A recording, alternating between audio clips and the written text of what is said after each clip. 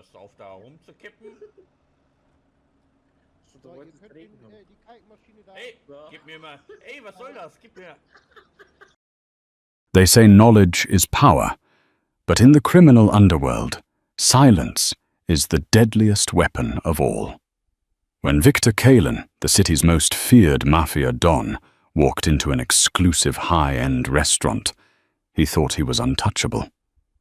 He looked at his waitress, a woman he deemed beneath him, and mocked her in German, convinced her cheap uniform meant she was uneducated. He expected her to cower. He expected her to serve him in silence. But he didn't know who she really was. What happens when the prey speaks the predator's language? You are about to find out, and the secret she exposes changes everything. The Obsidian Lounge was the kind of place where the air conditioning smelled like expensive perfume, and the lighting was dim enough to hide sins, but bright enough to catch the sparkle of diamonds. For Isla Corwin, it was just another shift on a Tuesday that felt like a Monday. Her feet throbbed in the mandatory 2-inch heels, and her apron, though starched and pristine, felt like a shackle. Isla wasn't supposed to be here. 3 years ago, she had been finishing a degree in international relations at the University of Zurich. Now she was refilling water glasses for men who tipped in insults rather than cash. She kept her head down, her dark hair pulled back in a severe bun that accentuated the sharpness of her cheekbones. Cheekbones she had learned to hide behind menus and wine lists. Table 4, the floor manager. A nervous man named Arthur hissed as he passed her. The VIPs. Don't look them in the eye, and for God's sake, Isla, be faster than last time. Isla nodded, gripping the tray of crystal tumblers.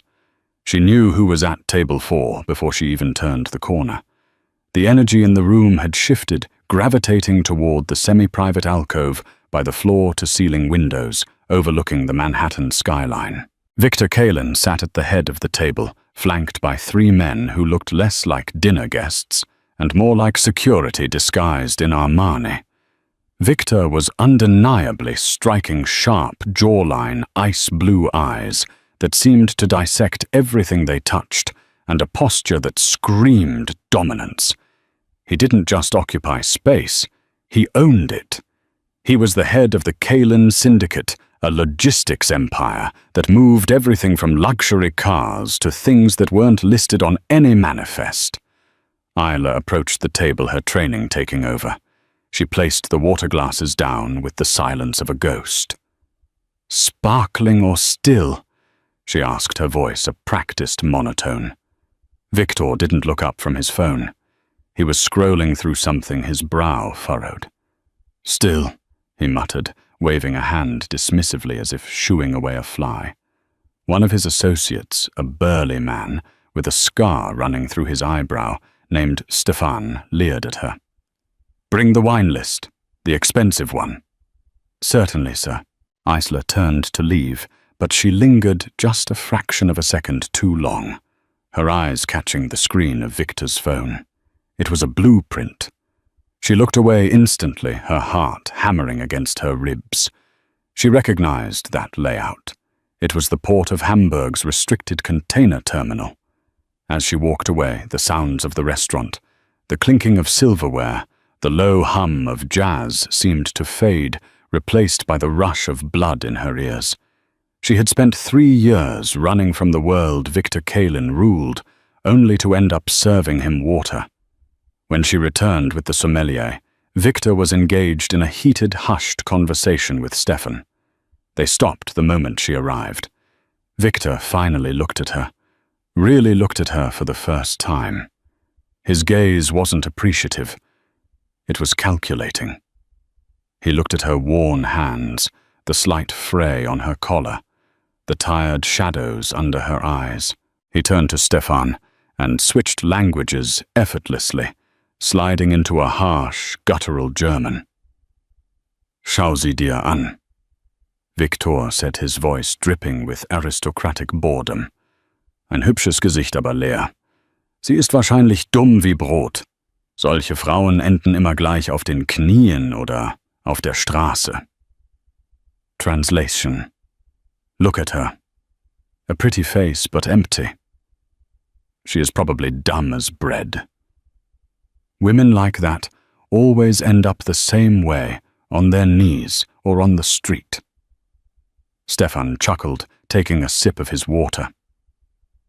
Verschwendung, he replied. Waste. Victor smirked, unaware that the empty waitress, pouring his Pinot Noir, had grown up speaking German in the boarding schools of Geneva. He continued still in German, his tone lowering to a conspiratorial whisper. Make sure the shipment clears customs tonight. If the Meyer family tries to intercept the containers at Dock 4, burn them. I don't care about the collateral. Just get it done. Isla's hand didn't tremble. She didn't gasp. She poured the wine with the precision of a surgeon filling the glass to the perfect level. But inside a cold fury was spreading through her veins. It wasn't just the insult men like Victor always underestimated women like her. It was the name. The Meyer family. They weren't just rivals. The Meyers were the reason Isla was an orphan. They were the reason she was Isla Corwin waitress, instead of Isabella von Amsberg heiress to a shipping dynasty that had been systematically dismantled and destroyed. Victor Kalin wasn't just a rude customer. He was a partner to the people who killed her father. Isla placed the bottle on the table. The condensation felt cold against her fingertips. She had two choices: walk away and keep her cover, or light the match that would burn this entire charade to the ground. She looked at Victor. He was ignoring her again, expecting her to vanish. Ela cleared her throat. The sound was soft, but in the sudden lull of conversation at table 4, it sounded like a gunshot. Victor stopped mid-sip, lowering his glass slowly. He looked up annoyed. "Is there a problem?" he asked in English, his tone clipping the vowels. Isla stood straight. For the first time all night, she dropped the slouch.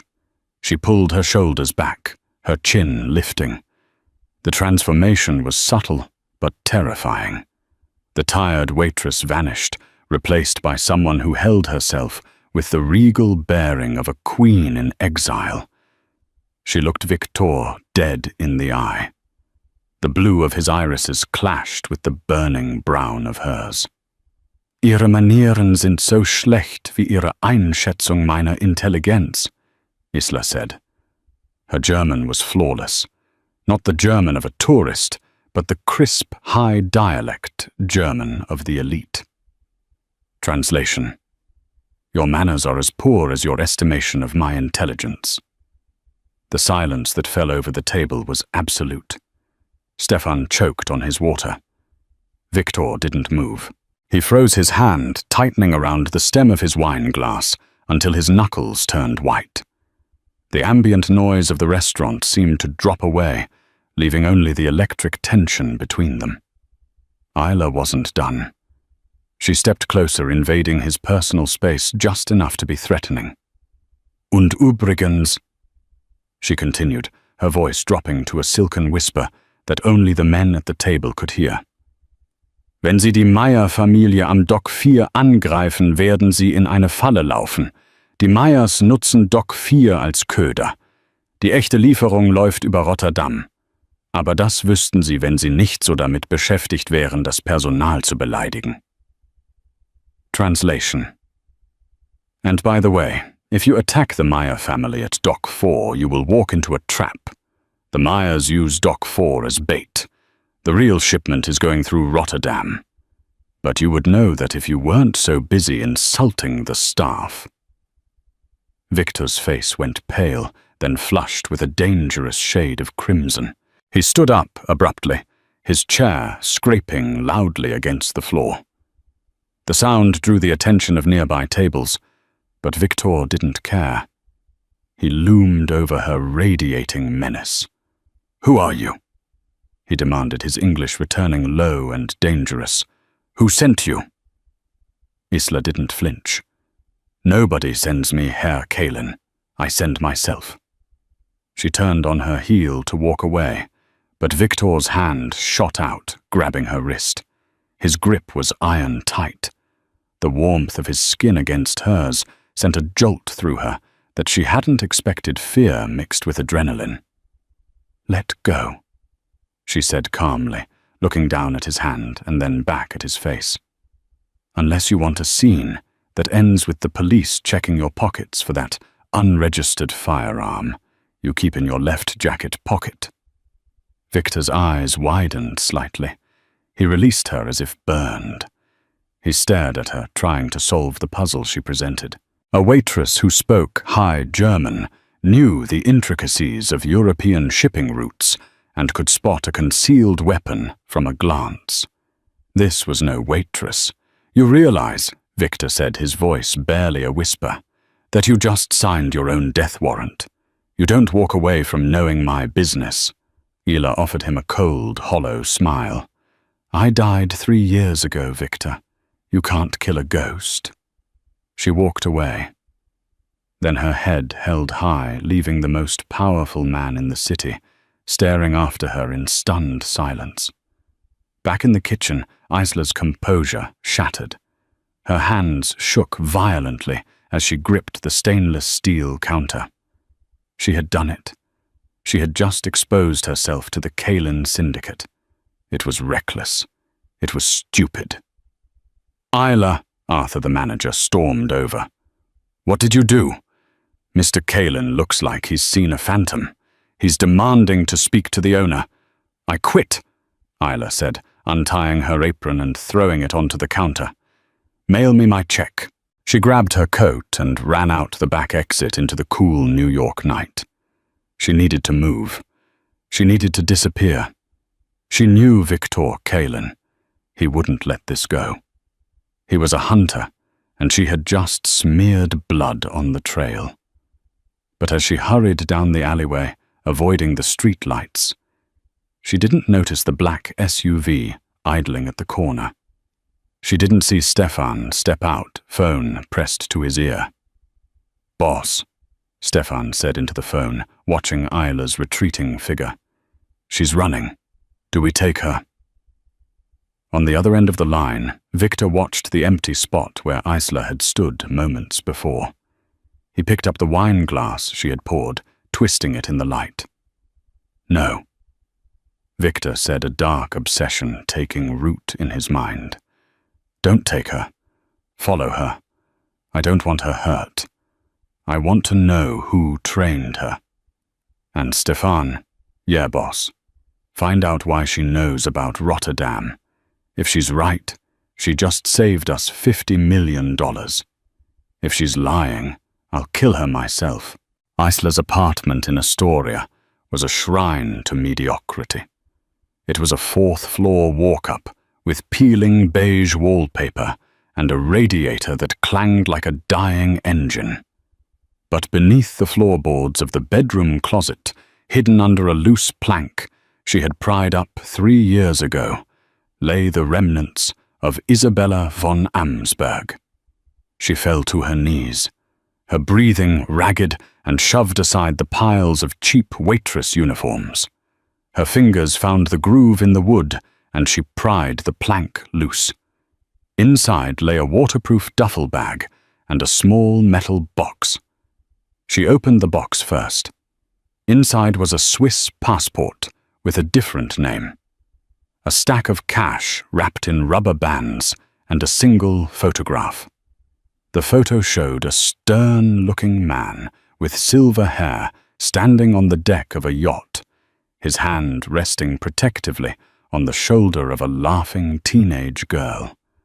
Heinrich von Amsberg, the shipping magnate of Zurich, and his daughter. "I'm sorry, Papa," she whispered, her thumb tracing his face. "I slipped. I let the anger take the wheel." She shouldn't have spoken to Victor Kalin. She knew the rules of the underground better than anyone. Silence is survival. But seeing him, the man whose syndicate had allegedly orchestrated the hostile takeover that drove her father to suicide, had broken something inside her. Isla shoved the photo into the bag. She had to move. If Victor was as smart as she feared, he wouldn't just be looking for a waitress named Isla. He would be looking for the anomaly. She stripped out of her work clothes, changing into dark jeans, heavy boots, and a nondescript hoodie.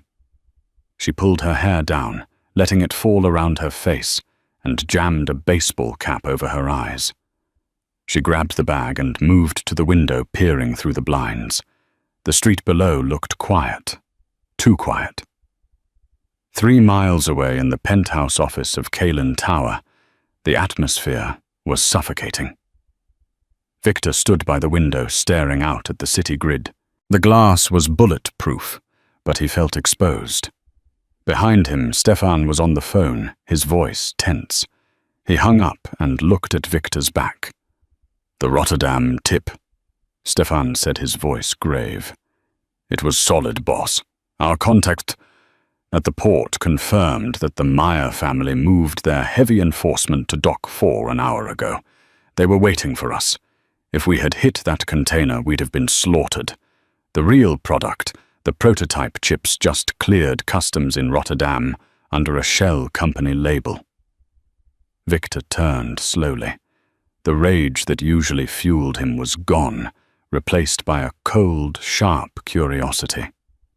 "She saved us," Victor murmured. "A waitress at the Obsidian Lounge saved the organization $50 million and a dozen lives." "Who is she?" Stefan asked. "A plant? A rival spy trying to gain trust?" "No." Victor walked to his desk where a file lay open. It was thin. Painfully thin. "I had the cyber team scrub her background. Isla Corwin. Social Security number issued 3 years ago in Ohio. Before that, nothing. No birth certificate, no school records, no taxes. Isla Corwin didn't exist before 2023. He picked up a grainy photo printed from the restaurant's security feed. It was blurry, but her posture was unmistakable. The way she held her head, that wasn't the posture of a servant. That was the posture of someone who expected rooms to go silent when she entered them. "She speaks High German," Victor noted, tapping the photo. "She knows the internal logistics of the Meyer shipping routes, and she recognized the layout of the Hamburg terminal on my phone screen from 3 feet away upside down." "Ex-intelligence," Stefan suggested. "Or ex-royalty," Victor countered. He picked up a second piece of paper. "I had the team run facial recognition against European databases. It took a while because she's thinner now, harder. But look." He slid a glossy magazine clipping across the desk. It was from Forbes Europe, dated 4 years prior. The headline read, "The Tragedy of House von Amsberg Corruption, Suicide, and the Missing Heiress." Stefan's eyes widened as he looked at the photo of the young socialite in the article, then back at the security footage. "Isabella von Amsberg, the shipping heiress. Everyone thinks she's dead. Rumor was she drowned herself in Lake Geneva after her father's scandal." "She didn't drown," Victor said, a dark smile playing on his lips. "She came to New York to hide in plain sight." "But why warn us?" Stefan asked. "The Kalin Syndicate. We were the ones hired to dismantle her father's assets. On paper, we're her worst enemies." "That," Victor said, grabbing his coat, "is exactly what I intend to ask her. Get the car. I don't want the hit squad. I want the extraction team. If the Meyers find out she's alive, they will finish what they started 4 years ago. We need to get to her before she disappears again." Isla made it 3 blocks before she realized she was being herded. She had exited her building through the basement laundry room, emerging in the back alley. She walked briskly toward the subway station, keeping to the shadows. But the rhythm of the street was wrong. A black sedan turned the corner too slowly. A man in a grey trench coat stopped to tie his shoe for too long. She was burned. Panic, cold and sharp, spiked in her chest. She pivoted, ducking into a 24-hour bodega. The bell chimed. She moved to the back, pretending to look at canned soup, while watching the reflection in the circular security mirror in the corner. The man in the trench coat lingered outside the glass door. She needed an exit strategy. The bodega had a rear delivery door, but it was likely locked or alarmed. She reached into her pocket and gripped a small canister of pepper spray, a pathetic weapon against professional hitmen. But it was all she had. She moved toward the back room, pushing through the swinging plastic flaps. "Hey, employees only," the clerk behind the counter shouted. "Bathroom," Isla yelled back, not stopping. She hit the metal rear door. Locked. She slammed her shoulder against it. Nothing. The front door chimed again. Isla didn't wait. She grabbed a crate of soda bottles and smashed it against the lock mechanism. It didn't break the door, but it triggered the alarm. A deafening siren began to wail. Chaos. That was her friend. She kicked the door again, adrenaline lending her hysterical strength. The latch gave way with a screech of tearing metal. She tumbled out into the alleyway, scrambling to her feet. She ran. She sprinted down the alley, splashing through puddles, her breath tearing at her throat. She needed to get to the subway. If she could get into the tunnels, she could lose them. She burst out onto the main avenue, weaving through the late-night traffic. Horns blared. A taxi swerved to miss her. Isabella. The name froze her blood. It wasn't Isla. It was her real name. She spun around. A black SUV had pulled up onto the sidewalk, blocking her path. The rear door slid open. Victor Kalin sat inside, calm, composed, looking utterly out of place amidst the grime of Queens. "Get in," he said. It wasn't a shout. It was a simple instruction. "Go to hell," Isla gasped, backing away. "You can go to hell or you can get in the car," Victor said, his voice raising slightly over the sound of the siren in the distance. "Look to your left." Isla looked. Down the block, a silver sedan was idling. The window was rolled down, and the barrel of a suppressed submachine gun was visible glinting under the street lamp. "That's the Maya cleanup crew," Victor said. "They tracked your credit card usage from the bodega. They don't want to talk, Isabella. They want to erase a loose end. I, on the other hand, just want to buy you dinner." Isla looked at the silver car, then at Victor. The silver car's door was opening. 2 men were stepping out. She had 0 options. Isla dove into the back of Victor's SUV. "Go," Victor commanded. The driver floored it. The tires screeched burning rubber as the heavy vehicle launched forward, merging aggressively into traffic, just as the first bullet sparked off the pavement where Isla had been standing. The drive to Manhattan was silent. The windows of the SUV were tinted so dark that the city outside was nothing but a blur of neon and shadow. Isla sat pressed against the far door, her hand still clutching the pepper spray in her pocket. Victor sat on the other side of the leather bench seat. He didn't look at her. He was typing on a tablet, his face illuminated by the blue glow of the screen. He looked infuriatingly calm for a man who had just been involved in a shootout. "You can stop clutching that spray," Victor said without looking up. "If I wanted to hurt you, I would have let the Maya brothers turn you into Swiss cheese back in Queens." "Why did you save me?" Isla asked, her voice steady despite the trembling in her hands. "You're part of the cartel that destroyed my family. You worked with the Mayas." Victor finally locked the tablet and placed it on the seat between them. He turned to face her. In the close confines of the car, his presence was overwhelming. He smelled of expensive scotch and gun oil. "Correction," Victor said. "I was hired to facilitate the logistics of your father's asset liquidation. I move things. I don't play politics. But when the Myers decided to frame my organization for the arson that burned down your family's warehouses in Hamburg, well, the partnership dissolved." Ela narrowed her eyes. "You expect me to believe you're a victim?"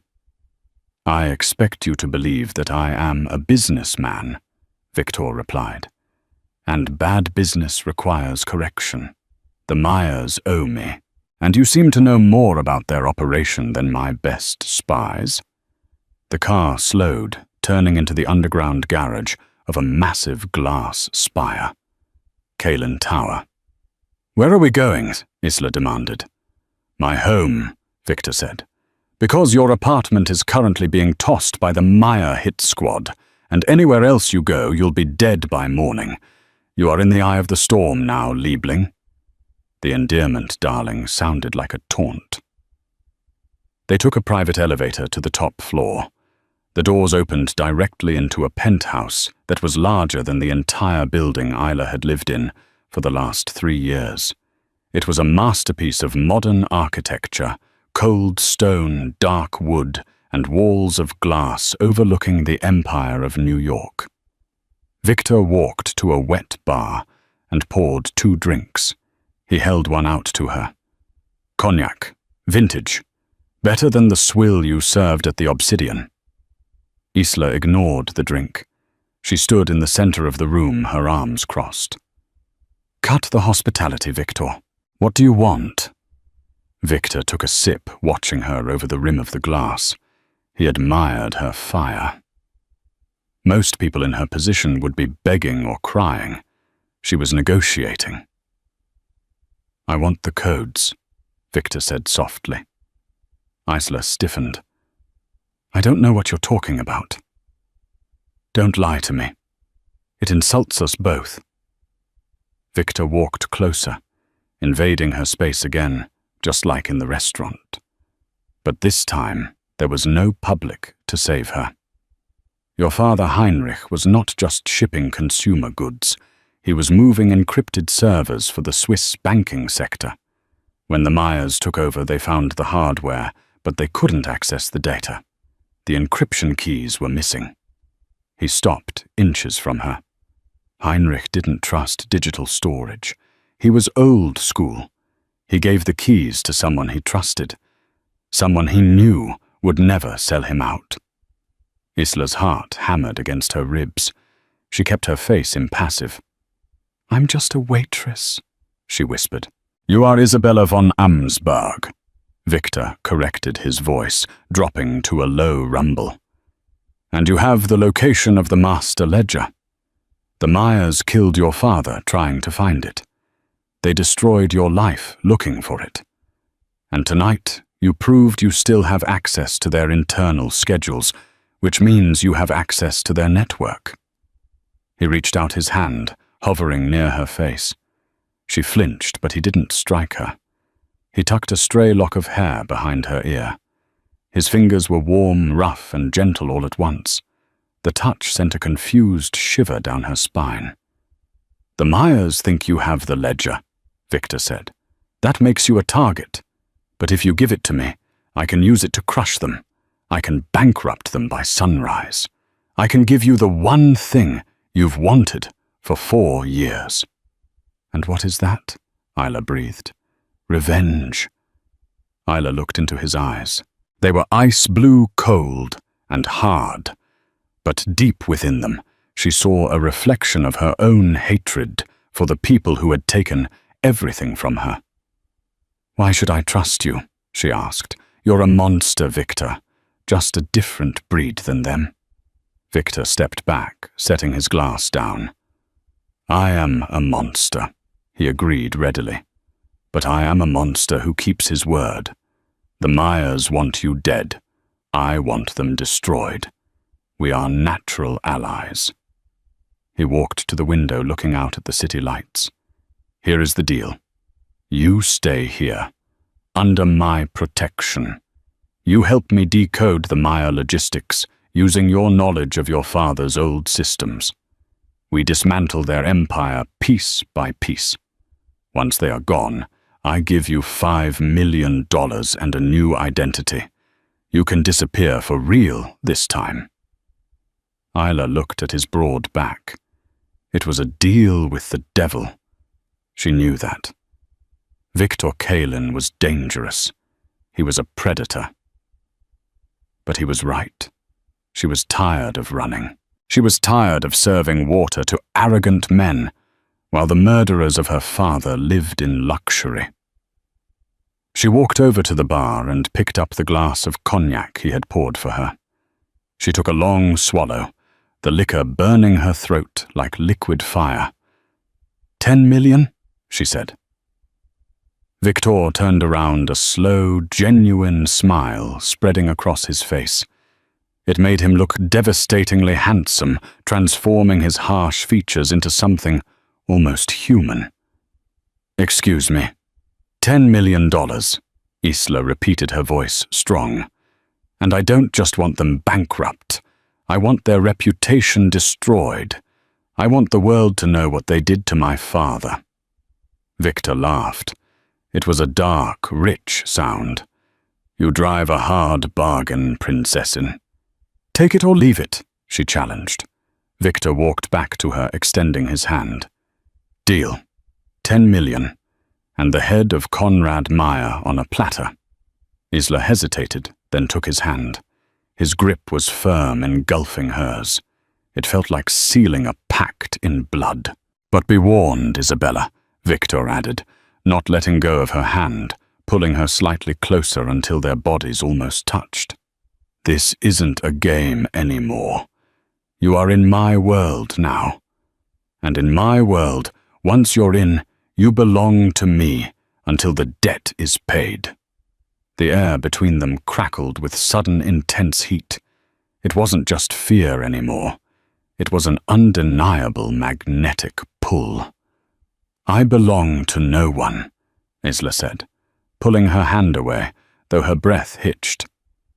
"We'll see," Victor murmured. Suddenly the elevator doors dinged.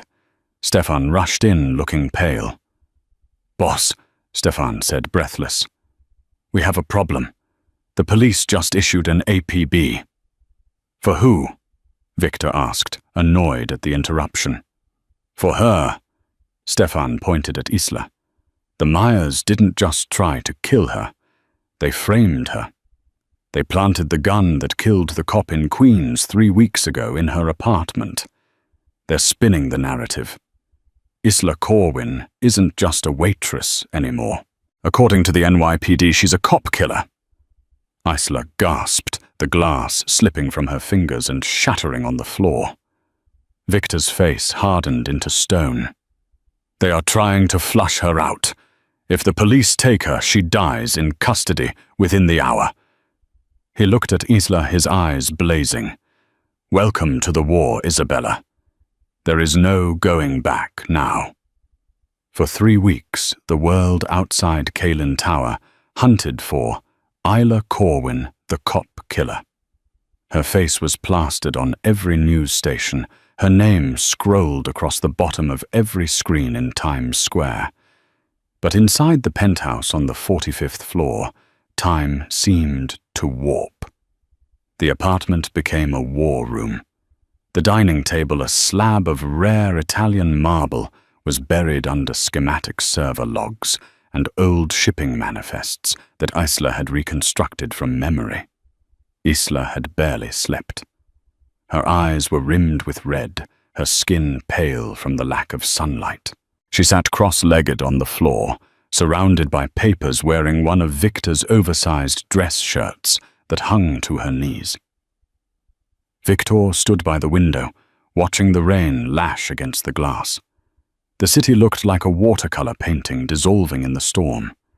He turned to look at her. The sight of her in his clothes did something to his chest, a tightening he hadn't felt in years. He wasn't just protecting an asset anymore. He knew it, and it terrified him more than any bullet. "You need to eat," Victor said, his voice rough. He walked over and placed a plate of fruit and cheese on the floor beside her. Isla didn't look up. "I'm close, Victor. The encryption on the Maya servers isn't just random code. It's a Polybius square, but modified. My father used to teach me codes when I was a child. He treated it like a game." She tapped a pencil against her lip, a nervous habit he had come to memorize. "The key? It has to be something emotional. Heinrich didn't trust machines. He trusted memory." Victor sat down on the floor opposite her. The great Mafia Don sitting on the carpet like a schoolboy. "What do you remember about the day he gave you the access?" Ela closed her eyes. "It was my 18th birthday. We were in the library in Zurich. He played a record. Wagner. He said, 'Isabella, chaos is the music of the world, but logic is the rhythm.'" She snapped her eyes open. "The rhythm. It's the time signature." She grabbed a laptop, her fingers flying across the keys. Victor watched, mesmerized. She wasn't just beautiful. She was lethal. Her mind was a weapon that had been hidden under a waitress's apron for too long. A green progress bar flashed on the screen. "Access granted." Isla gasped, the sound sharp in the quiet room. "I'm in. I have the Maya shadow accounts. The illegal arms deals the human trafficking routes, the bribes to federal judges. It's all here." She looked up at Victor, her eyes shining with triumph and tears. "We have them." Victor didn't look at the screen. He looked at her. The adrenaline of the moment bridged the gap between them. He reached out, cupping her face in his hands. His thumbs brushed away the dark circles under her eyes. "You did it," he whispered. "We did it." She corrected her breath, hitching, as he leaned closer. The air in the room grew heavy, charged with the electricity of a storm about to break. Victor's gaze dropped to her lips. He wanted to kiss her. He wanted to consume her. But he stopped, inches away. "If I kiss you," Victor murmured, his voice low and dangerous. "I won't be able to stop. And if we do this, there is no going back to just being partners." Isla didn't pull away.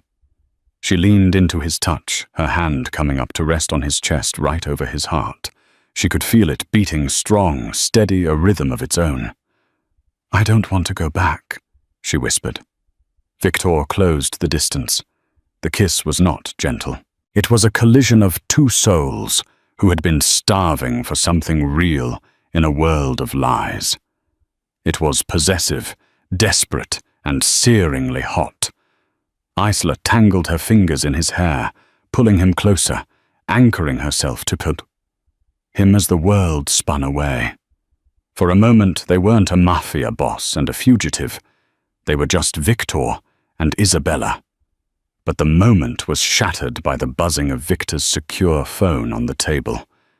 Victor pulled back, resting his forehead against hers, for a second, breathing hard. He cursed softly in German and reached for the phone.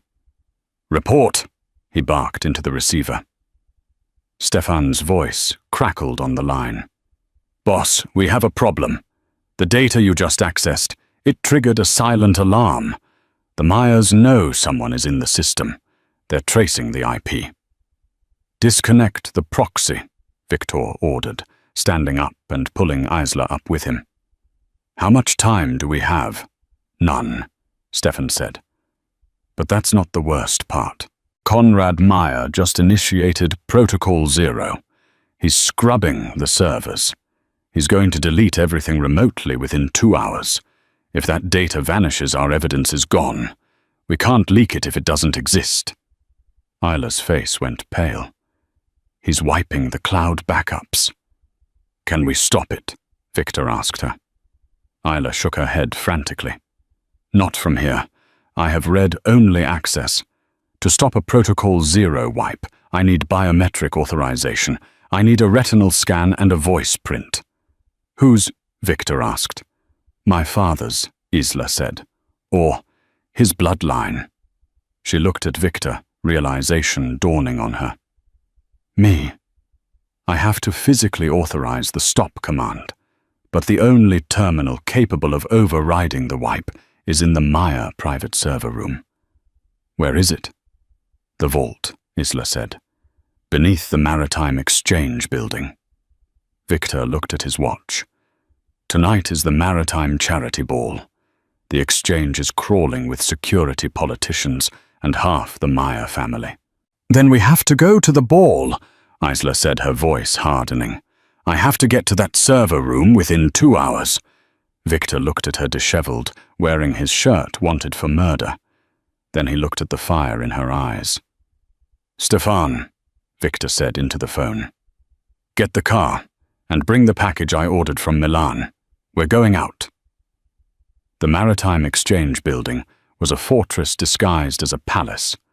Gold leaf adorned the columns, and crystal chandeliers the size of small cars dripped from the ceiling. The ballroom was a sea of tuxedos and designer gowns, a swirling mass of New York's elite, all drinking champagne paid for with blood money. At the entrance, security was tight. Metal detectors, ID checks, and a facial recognition system linked to the police database.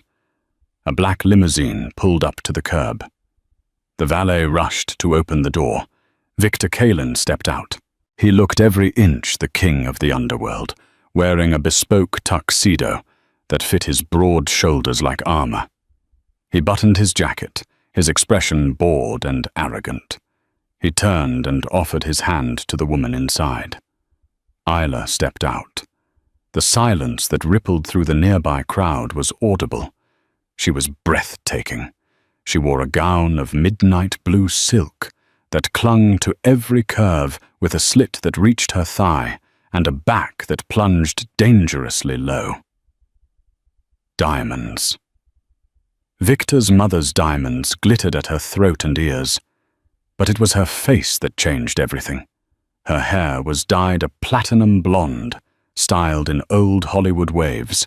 Her makeup was sharp, altering the contours of her face just enough to confuse a camera, but not a human eye.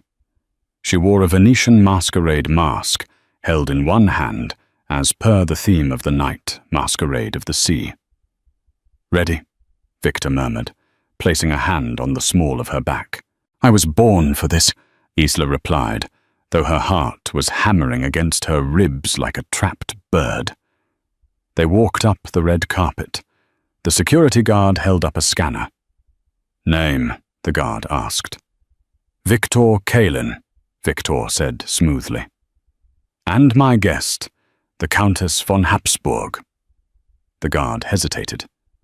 Victor slipped a heavy gold-plated coin into the guard's hand, a token of the syndicate. The guard looked at the coin, then at Victor's cold eyes. He lowered the scanner without checking Isla's ID. Enjoy the evening, sir. They were in. The ballroom was suffocatingly hot. Isla scanned the room, keeping her mask raised. She spotted Conrad Meyer instantly. He was holding court near the orchestra, a glass of scotch in his hand, laughing as if he hadn't ordered a hit on her life 3 weeks ago. The server room is in the sub-basement, Isla whispered to Victor as they pretended to dance. Access is through the service elevator in the kitchen. I'll create a distraction, Victor said, pulling her closer. You have 10 minutes before the wipe is complete. Stefan has disabled the cameras in the hallway, but the server room is offline. You're on your own in there. I can do it, Isla said. Victor spun her around, dipping her low. In the middle of the crowded dance floor, he looked down at her. I know you can. But if you get caught, don't wait for me. Run. He kissed her hand, then released her. Isla slipped into the crowd, moving toward the kitchen doors. Victor adjusted his cufflinks and walked straight toward Conrad Meyer. Isla moved through the kitchen like a shadow. The staff was too busy plating lobster thermidor to notice a woman in a ball gown slipping into the freight elevator. She swiped a stolen keycard Victor had procured. The doors slid shut.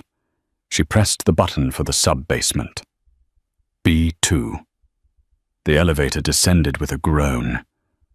Isla checked her watch. 6 minutes remaining. The doors opened onto a sterile white corridor. At the end was a massive steel door. The vault. Isla ran to it. There was a biometric scanner by the handle. She pulled off her glove and pressed her palm against the glass. Scanning. Authorization confirmed. Welcome, Isabella von Amsberg. The heavy bolts retracted with a clank. Isla pushed the door open and ran to the main console. The screen was flashing red. Deletion in progress. 85% complete. She sat in the chair, her fingers flying. Come on. Come on. She initiated the override. Voice authorization required. Isabella von Amsberg, she said clearly. Authorization code Alpha Omega Zurich. Voice confirmed. Deletion paused, recovering data. She slumped back in the chair, letting out a breath she felt she'd been holding for 4 years. The screen turned green. The files were restoring. She plugged in the encrypted drive Victor had given her. The download began.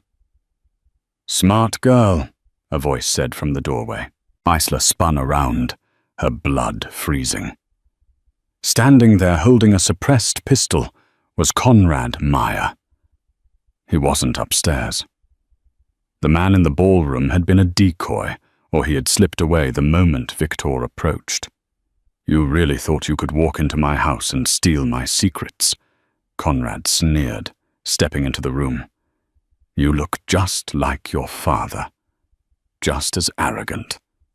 And just as dead. Isla backed up against the server racks. The download was at 60%. She needed time. You killed him, she said, her voice shaking with rage. You didn't just take his company. You murdered him. He was weak. Conrad shrugged, raising the gun. Business is for the strong, Isabella, and you're just a loose end. He aimed at her chest. Bang! The shot was deafening in the small room. Isla flinched, squeezing her eyes shut, waiting for the pain. But it never came. She opened her eyes. Conrad Meyer was standing there, a look of shock on his face. A small red bloom was spreading on his shoulder. He dropped his gun, stumbling back. Behind him, standing in the doorway with a smoking pistol, was Victor. His tuxedo was torn, his lip bleeding. He had fought his way down. I told you, Victor growled, stepping over Conrad's writhing form. She belongs to me. Victor didn't look at Conrad. He looked at Isla. Is it done? Almost, she said, her hands trembling as she pointed to the screen. 90%. Conrad groaned on the floor, clutching his shoulder. You're fools, he wheezed. You think you can leave? I triggered the silent alarm the moment the vault opened. The police are already sealing the building. You're trapped. Victor walked over to the console and pulled the drive out just as it hit 100%. He slipped it into his pocket. We're not trapped, Victor said, grabbing Isla's hand. We're leaving. How? Isla asked, hearing the distant sound of sirens wailing from the street level above. The elevators are locked down. Victor kicked a grate in the floor open. It revealed a dark, damp tunnel. An old Prohibition-era smuggler's tunnel that connected to the subway system. We go down, Victor said, into the dark. He looked at her, his blue eyes fierce. Do you trust me? Ela looked at the man who had mocked her, saved her, and now killed for her. She looked at the blood on his knuckles and the devotion in his eyes. "With my life," she said. They jumped into the darkness together, leaving the ruined empire of the Mayas behind them, just as the police tactical team breached the server room doors. The tunnel smelled of stagnant water and old rust. For what felt like hours, Victor and Isla stumbled through the darkness, the sounds of the chaos at the maritime exchange fading into a dull thrum above them. Victor kept a hand on Isla's arm, guiding her, his other hand gripping his side, where a graze from a ricocheting bullet, one she hadn't noticed in the adrenaline of the server room, was bleeding sluggishly. They emerged into the cool night air under the support pillars of the Brooklyn Bridge. The river lapped against the concrete, black and oily.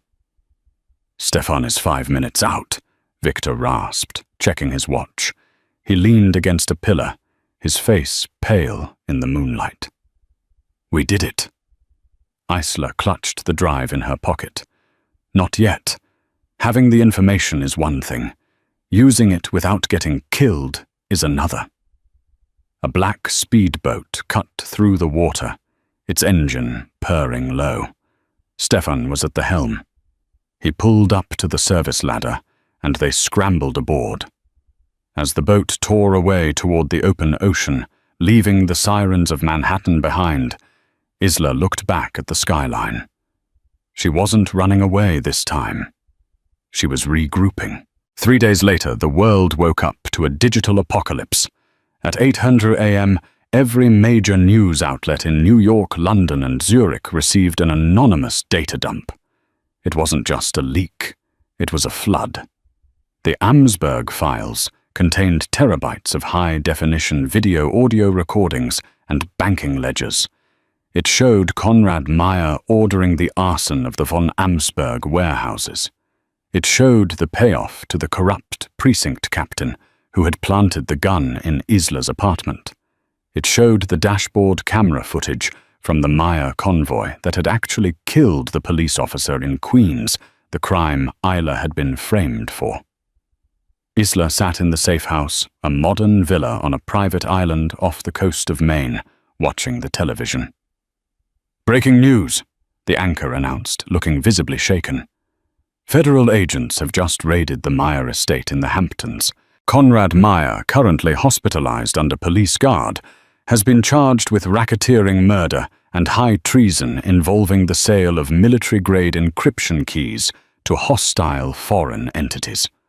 All charges against Isla Corwin, now identified as Isabella von Amsberg, have been dropped." Isla turned off the TV.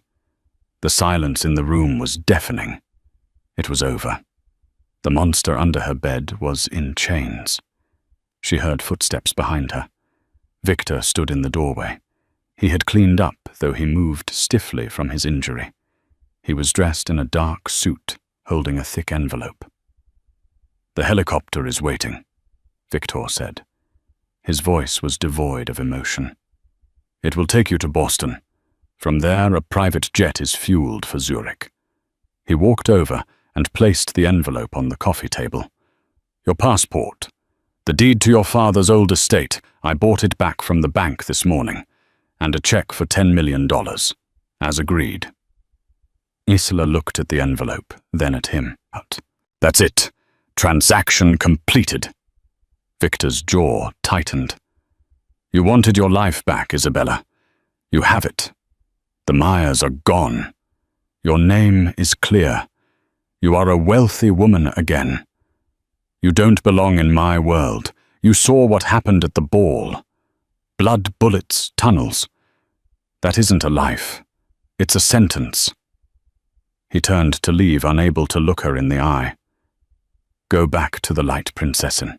Forget you ever met me." Isla stood up. She picked up the envelope. "Victor." He stopped, but didn't turn. "You speak excellent German," she said, switching to his native tongue. "Aber Sie verstehen immer noch nichts von Frauen." "But you still understand nothing about women." Victor turned slowly. Isla walked over to the fireplace.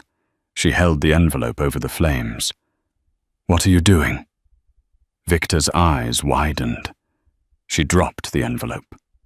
The fire licked at the paper, consuming the passport, the deed, and the $10 million check. It curled into ash in seconds.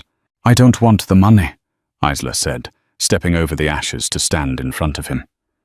"And I don't want to go back to Zurich. There is nothing there for me but ghosts." "Then what do you want?" Victor demanded, his control slipping. "You want to go back to being a waitress? You want to refill water glasses for minimum wage?" "No," Isla said. She reached out and adjusted his tie, her fingers lingering on the silk. "I realized something in that server room. My father was a good man, but he was weak because he fought alone. You are a strong man, Victor, but you are hollow because you fight alone." She looked up into his ice-blue eyes. "I don't want to be a waitress, and I don't want to be a victim. I want to be a partner." Victor stared at her. The silence stretched heavy and electric. "You know what you are asking. There is no retirement in this life, no happy endings." "I don't want a happy ending," Isla whispered. "I want a real one." She leaned up and kissed him. It wasn't desperate like the first time. It was a promise, a seal on a contract that was worth more than money. Victor broke. He wrapped his arms around her, pulling her against him as if he wanted to merge their very souls.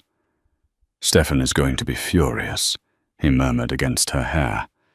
"He thinks you're bad influence." Isla laughed, the sound bright and free. "Stefan can get his own coffee from now on." 1 month later. The Obsidian Lounge was buzzing. It was Friday night, and the tables were fully booked. The front door opened, and a hush fell over the room. Victor Kalin walked in, looking as dangerous and regal as ever. But tonight he wasn't alone. On his arm was a woman in a stunning crimson dress, her dark hair sweeping her shoulders, her head held high. The patrons whispered. They recognized her face from the news.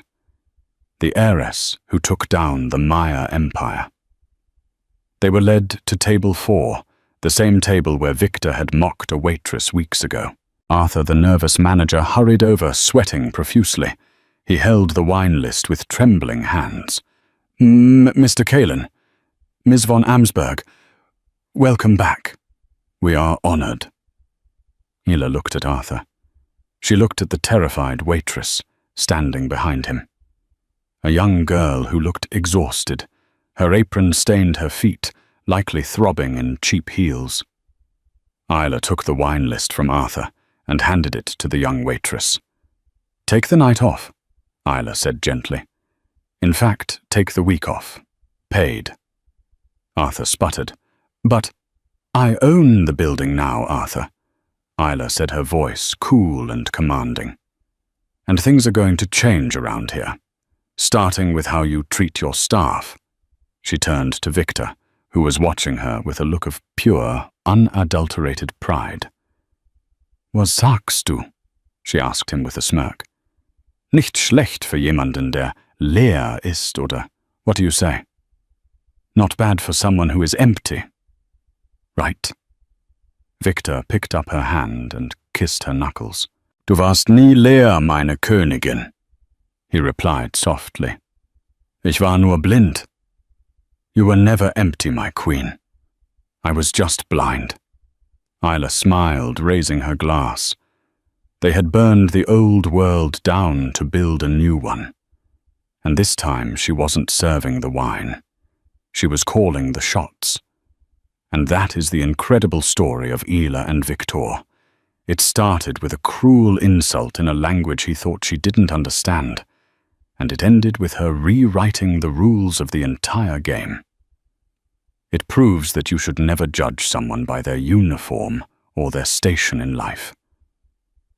Victor thought he was looking at a servant, but he was looking at a survivor, a woman who turned her trauma into a weapon and her silence into a roar that brought down an empire. What did you think of Asla's decision at the end? Should she have taken the $10 million and left, or did she make the right choice by staying to build an empire with Victor? Let me know your thoughts in the comments below. If you enjoyed this story of revenge, romance, and justice, please hit that like button. Share this video with your friends, and don't forget to subscribe and ring the bell so you never miss a new story. Thanks for watching.